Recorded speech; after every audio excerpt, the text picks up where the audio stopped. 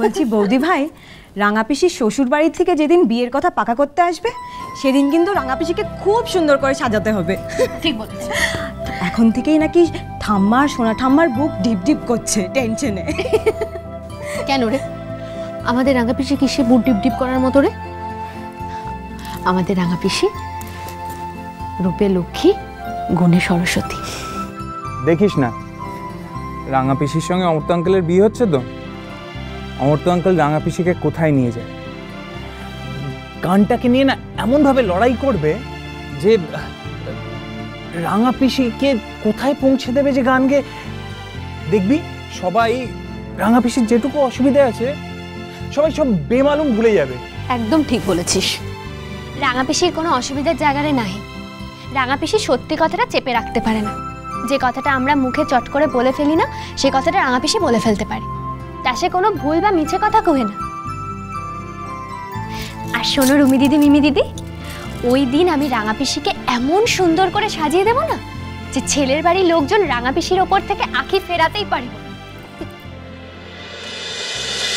बचना है हसीनो लो मैं आ गया আড্ডা ইজ গোয়িং। হ্যাঁ, আমাকে ছাড়া আড্ডা দিচ্ছ? হ্যাঁ, সবাই মিলে আমাকে একটু ডাকুনি। হ্যাঁ হ্যাঁ, কি তোমায় ডাকবে এত বড় বুকের পাটা কার আছে? কেন বলতো? কেন বলতো? তুমি তো এতক্ষণ বাঘের মুখের সামনে বসেছিলে না। শোন না, প্রত্যেক দিন কেউ না কেউ বাবার সামনে গিয়ে বাবার আওতায় থাকতে হয়। আজকে আমার টাম পড়ে গিয়েছিল, এতক্ষণ ধরে পুরো মিষ্টি বলে তারপরে এলাম। এসেছি। আরে ঠিক আছে, সবসময় যেরকম দাদু ভাইয়ের চোখকে ফাঁকি দেওয়ার চেষ্টা করো।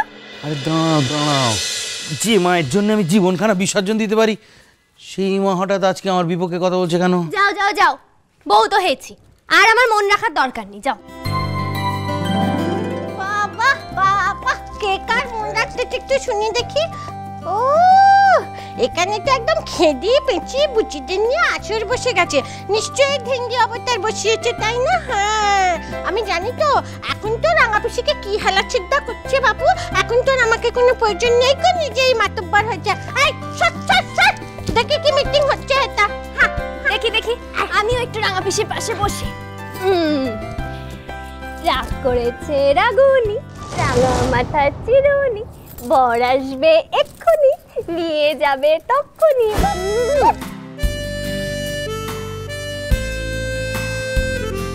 বর এলে চলেই যাবো। হ্যাঁ, একটুকুনির জন্য দাঁড়াবো, দেখতে পাবে। হ্যাঁ, আমাকে এমন হালা চিন্তা করা তো, ওই মানুষ তো আমাকে বলেছে মাথায় করে রাখবে, তখন তোদের এখানে আসবোই না।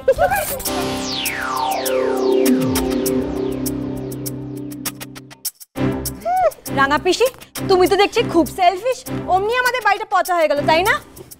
ঠিক আছে রাঙা পিসি, তুমি যখন আসবে না আমরা তোমাকে দেখতে যাবো না শ্বশুর বাড়িতে, তখন বুঝবে মজা। যেতে হবে না, যেতে হবে না, আমার বরেরই দুটো পয়সা বাঁচবে। বল বাবা, রাঙা দিদি তো খুব শেয়ানা হয়েছো, এখন থেকে বরের পয়সা বাঁচাচ্ছ।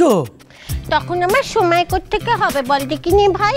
হ্যাঁ, এখন যেরকম এই ডেঙ্গি অবতার, এই যে ঘুটে কুড়ানোর জন্য আমার এত সময় হচ্ছে, তখন তো আর সময় থাকবে না কো।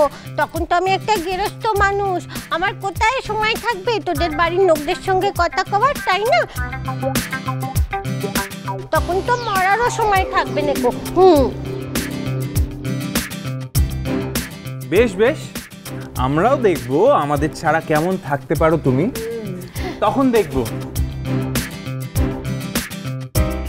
আমি গোটে অন্য কথা কইছিলে, আমার কথাটা বলাই হলো নবাব নন্দিনী কথা কইছিলেন, আমি এসে বাধা দিয়ে দিলুম। তা বলে ফেলো, বলে ফেলো, কি কথা বলতেছিলে বলে ফেলো। হ্যাঁ,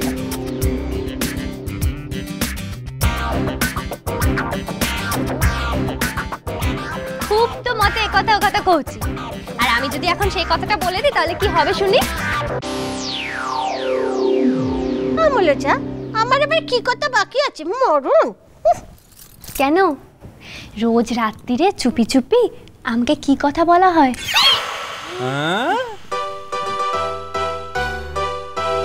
এই রাঙা দিদি চুপি চুপি কি বলে? একাজল কি বলে? শুনি শুনি শুনি, বল বলো বলো বলো। হ্যাঁ, কি বলে কি বলে? হ্যাঁ বলো বলো বলো বলো, কি বলে? কি রাঙা পিসি, কি বলবি?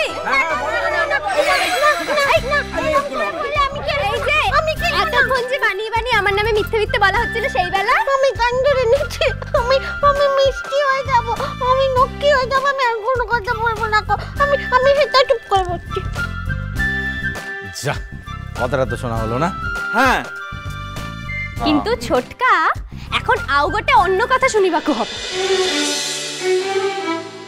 মনে হচ্ছে আমি অনেকক্ষণ ধরেই না এখানে কিরকম অন্য কথার গন্ধ পাচ্ছি, গোপন কথা কিছু না?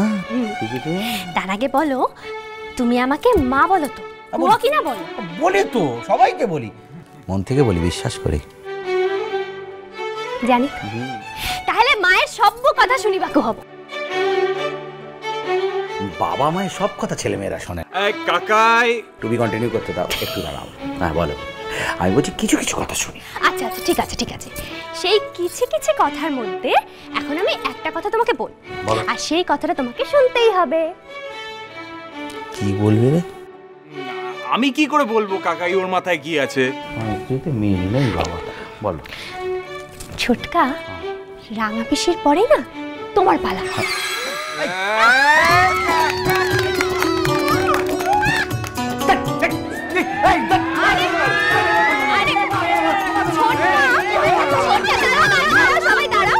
ছোটকা, এরকম লাফিয়ে ওঠার কি হয়েছে তোমার? আমাদের রাঙা পিসির বাহাগড় হয়ে গেলে আমি তোমার বাহাগড় দিয়ে দেবো। পালাই সাত, সবাই মিলে হাসছো কেন তোমরা এরকম এই কথাটা শুনে? দেখি দেখি একটু মুখটা দেখি কাকাই। কাকাই তোর বিয়ে? আরে ছোটকা নিজের বিয়ের রাতেই এত নার্ভাস হয়ে যাবে যে বাসর ঘরে না গিয়ে বারবার বাথরুমে দৌড়ে। ছোটকা কি সব বলছে তোমার নেবে? তুমি সত্যিকারের বলো তো, কাকিমাকে দেখে তুমি বাথরুমে যাও? আমার ভাইয়ের বিয়ে হবে, আমার ভাইয়ের বিয়ে হবে, নতুন বউ আসবে, মিষ্টি দেখতে, কি মজা, কি মজা, কি মজা।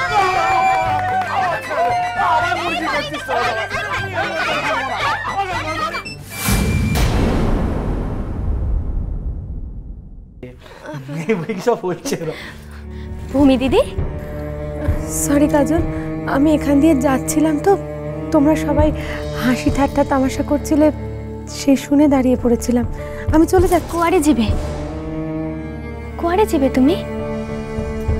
তোমার আমাদের কথা শুনতে ইচ্ছা করছিল, তুমি আমাদের কাছে কেন গেলে না?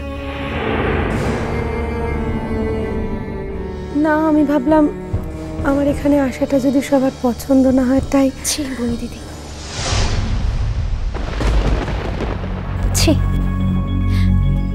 এমনি কথা কখনো কইবে না। তুমিও তো এই বাড়িরই লোক। আর তাছাড়া এসের থেকে মন মরা হয়ে কেন নিজের ঘরে বসে আছো?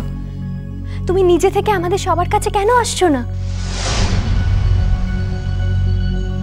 এই তো কাজল, তুমি এবার বললে, এবার থেকে আসবো।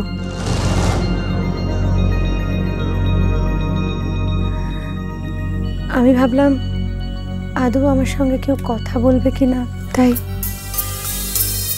এতে দিনে এটুকুও বুঝলে না তুমি? এই বাড়ির একটা মানুষও এরকম নয়।